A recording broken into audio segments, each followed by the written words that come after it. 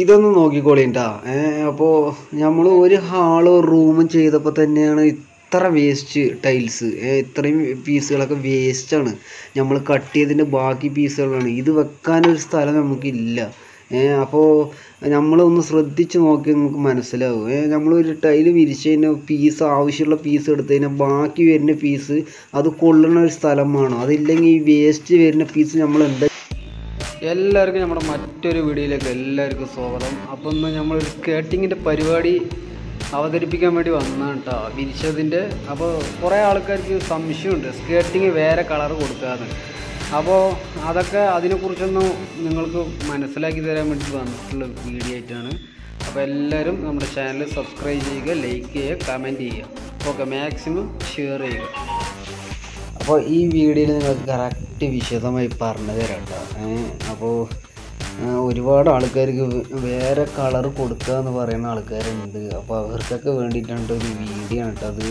അപ്പോൾ നമ്മളിതൊരു ചെറിയൊരു ഹാളും ഒരു റൂമും വിരിച്ച ഏരിയയാണ്. അപ്പോൾ അതിൽ തന്നെ എത്ര വേസ്റ്റാണ് നമുക്ക് ടൈല് വിരിച്ചതിന് ശേഷം വന്നിരിക്കുന്നത് നിങ്ങൾ കാണിച്ചു തരാം കേട്ടോ.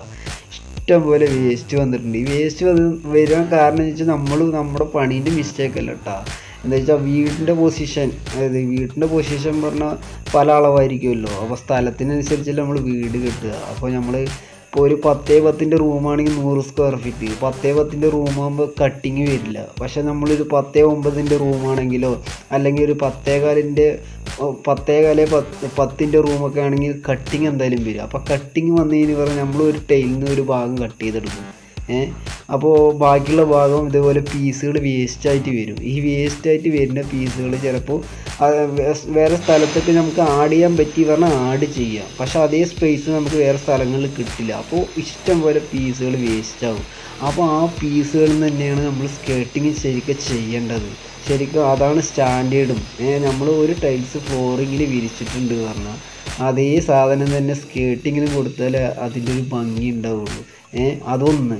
പിന്നൊന്നും നമുക്ക് സാധനങ്ങൾ വേസ്റ്റ് ആവില്ല. അപ്പോൾ നമ്മൾ വേസ്റ്റ് എത്ര പീസുകൾ വന്നാലും നമ്മൾ അതിൽ നിന്ന് തന്നെ സ്കേട്ടിങ് കട്ട് ചെയ്തെടുത്ത് നമ്മൾ സ്കേട്ടിങ് ചെയ്തതിന് പറഞ്ഞാൽ പണിയും വൃത്തിയായി, നമുക്ക് ലാഭമായി, എല്ലാം കൊണ്ട് സൂപ്പർ പരിപാടിയാണ്. അപ്പോൾ ചില ആൾക്കാർ ഇപ്പോഴത്തെ ഒരു സിറ്റുവേഷനിൽ ഒരുപാട് ആൾക്കാർ ലൈറ്റ് കളറ് ഫ്ലോറിങ്ങിൽ വിരിച്ചതിന് ശേഷം സൈഡിലേക്ക് സ്കേട്ടിങ് പല കളറ് കൊടുക്കാറുണ്ട്.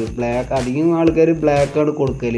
അപ്പോൾ നമ്മളിപ്പോൾ അതൊക്കെ അറിയിക്കാൻ വേണ്ടിയിട്ട് ഒരു വീഡിയോ ആക്കിയതുണ്ടോ. അപ്പോൾ ചെയ്യണവരങ്ങനെ ചെയ്യുക. എന്താ വെച്ചാൽ പൈസ അങ്ങനെ നോക്കണവർ വിഷയമില്ല, അവർക്ക് ചെയ്യാം. അപ്പോൾ നമ്മളൊരു സാധാരണപ്പെട്ട ആൾക്കാർക്കൊക്കെ ആണെങ്കിൽ നമ്മൾ ഇതുപോലെ ചെയ്യണതാണ് ഏറ്റവും ബെറ്റർ. എന്താ വെച്ചാൽ നമുക്ക് സാധനങ്ങൾ വേസ്റ്റേജ് പോകാൻ ചാൻസ് കൂടുതലാണ്. എന്താ വെച്ചാൽ നമ്മൾ വീടിപ്പോൾ കെട്ടുമ്പോൾ നമ്മളിപ്പോൾ ഇത്ര അളവിന് ഫിക്സഡ് അളവിന് നല്ല കെട്ടണത്. നമ്മളൊരു പ്ലാൻ വരെയാണ്. ആ പ്ലാനിൽ നമുക്ക് എത്ര നമ്മുടെ സ്ഥലത്തിനനുസരിച്ച് നമുക്ക് ചിലപ്പോൾ റൂമുകൾ, ഹാളുകളൊക്കെ വരാം. അപ്പോൾ നമ്മൾ അങ്ങനെയാണ് വീട് പണിയൽ അല്ലേ. അപ്പോൾ നമ്മൾ ഫ്ലോറിങ്ങിനിട്ട സാധനങ്ങൾ നമ്മൾ എടുക്കുമ്പോൾ കട്ട് ചെയ്തതിൻ്റെ ബാക്കി പീസുകൾ ചിലപ്പോൾ അതേ വലിപ്പം വരുന്ന ഏരിയയിൽ വന്നാലേ നമുക്കത് ഫിറ്റ് ചെയ്യാൻ പറ്റുള്ളൂ.